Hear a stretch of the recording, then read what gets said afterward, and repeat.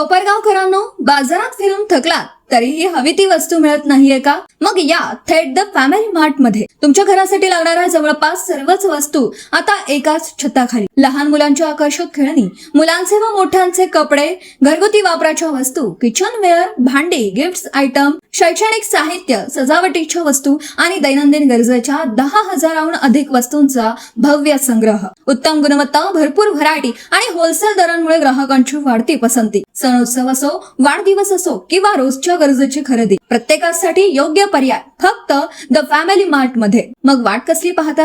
आजच भेट द्या the family mart, Yeola road, Sheetal hotel शेजारी, कोपरगाव. द फॅमिली मार्ट, संपूर्ण कुटुंबाच्या आनंदी खरेदीचे विश्वासू ठिकाण. स्मार्ट मीटर योजनेविरोधात आज कोपरगावमध्ये नागरिकांनी जनआक्रोश आंदोलन सुरू केले आहे. माझं गाव माझा अभिमान या व्यासपीठाच्या नेतृत्वाखाली महावितरण कार्यालयासमोर धरणे आंदोलन सुरू करण्यात आले आहे. स्मार्ट मीटरमुळे वाढलेली वीज बिले, रिचार्ज संपल्यानंतर होणारी वीज कपात आणि महावितरणच्या कारभाराविरोधात नागरिकांनी तीव्र संताप व्यक्त केला आहे. स्मार्ट मीटर योजना तात्काळ बंद करावी, बसवलेले स्मार्ट मीटर काढून जुने मीटर पुन्हा बसवावेत आणि ग्राहकांवरील अन्यायकारक कारवाई थांबवावी अशी मागणी आंदोलनकर्त्यांनी केली आहे. यावेळी महावितरण विरोधात जोरदार घोषणाबाजी करण्यात आली असून तसेच जीर्ण डीपी, लोंबकळणाऱ्या वीज तारा, वारंवार खंडित होणारा वीज पुरवठा आणि आवाजवी वीज बिलांच्या समस्याही आंदोलनात मांडण्यात आल्या. या आंदोलनाचे नेतृत्व विनय भगत, विजय जाधव, मयूर आव्हाड, अमित आडाव यांच्यासह संतप्त नागरिक करत असून मागण्या मान्य होईपर्यंत आंदोलन सुरू ठेवण्याचा इशारा देण्यात आला आहे. बातमी तुमची, प्राधान्य आमचं. प्राधान्य न्यूज साठी प्रमोद पवार,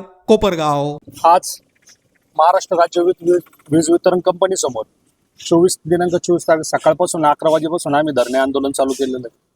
वीज वितरण कंपनीला कायम वारंवार आतापर्यंत आम्ही निवेदन देण्यात आलेलं आहे.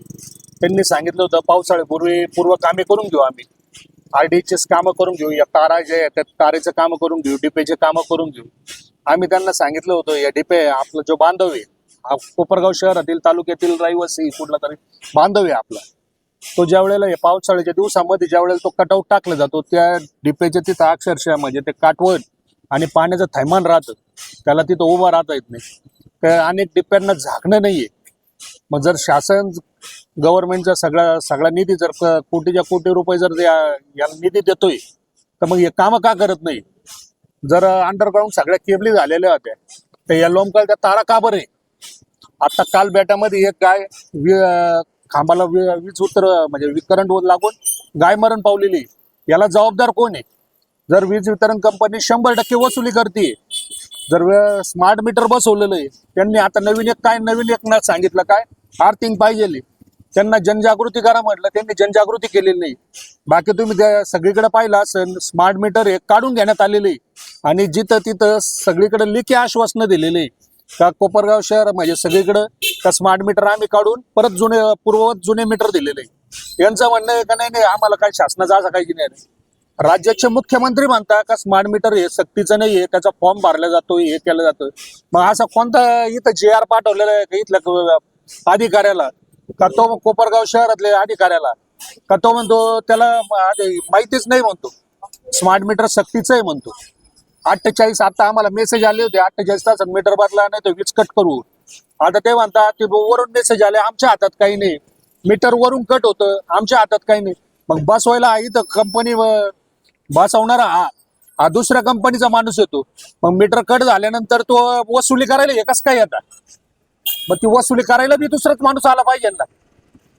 55 दिवसामध्ये आमच्या एका मित्राला 11,300 रुपये बिल आले. जोपर्यंत बिल भरलं जात नाही तोपर्यंत ते मीटर चालू होत नाही. ते स्मार्ट मीटर जसं आमचा सरळ आरोप आहे, जसं EVM हॅक होतं तसं हे स्मार्ट मीटर हॅक होतं.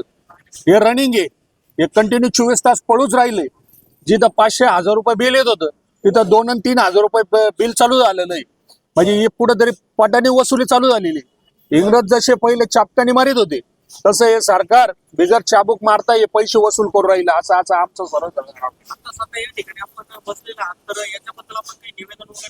हो 16/6 निवेदन दिलं होतं. त्याच्या आधी आम्ही 25/2 एक निवेदन दिलं होतं, 7/4 दिलं होतं, 14/5 परत त्यांना निवेदन दिलं होतं, परत 16/6 निवेदन दिलेलं आहे. असे आम्ही 5 ते 6 निवेदन त्यांना ऑलरेडी आतापर्यंत निवेदन देत आलेलं आहे. यांनी 2-3 वेळेला मागच्या वेळेला सुद्धा 1 मेच्या दिवशी आमचं धरणे आंदोलन होतं, त्या दिवशी सुद्धा आम्ही त्यांच्यावर विश्वास ठेवला का आम्ही कामे पूर्ण करून देऊ.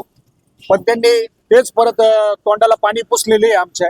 आणि वीज वितरण कंपनी हे सातत म्हणजे काही झालं तर 10 मिनिटात लाईट जाते. मग तुम्ही कामं कोणते करता? शनिवार रविवार लोड शेडिंगच्या नावाखाली कामाच्या नावाखाली तुम्ही हे सगळे कामं करता तुम्ही. आता इथलं शूटिंग इथलं MSME शूटिंग घ्या, हे सगळं तारींचं जाळ आहे. याला जबाबदार कोण? या स्लम एरियामध्ये तारा आहे, याला लोंबकळताय, डिपेला झाकणं नाही. उद्या या जर घटना घडल्या तर याला जबाबदार कोण? याला आमचा सरळ आरोप राहील, याला महाराष्ट्र राज्य वीज वितरण कंपनी जबाबदार राहणार. जय हिंद, जय महाराष्ट्र.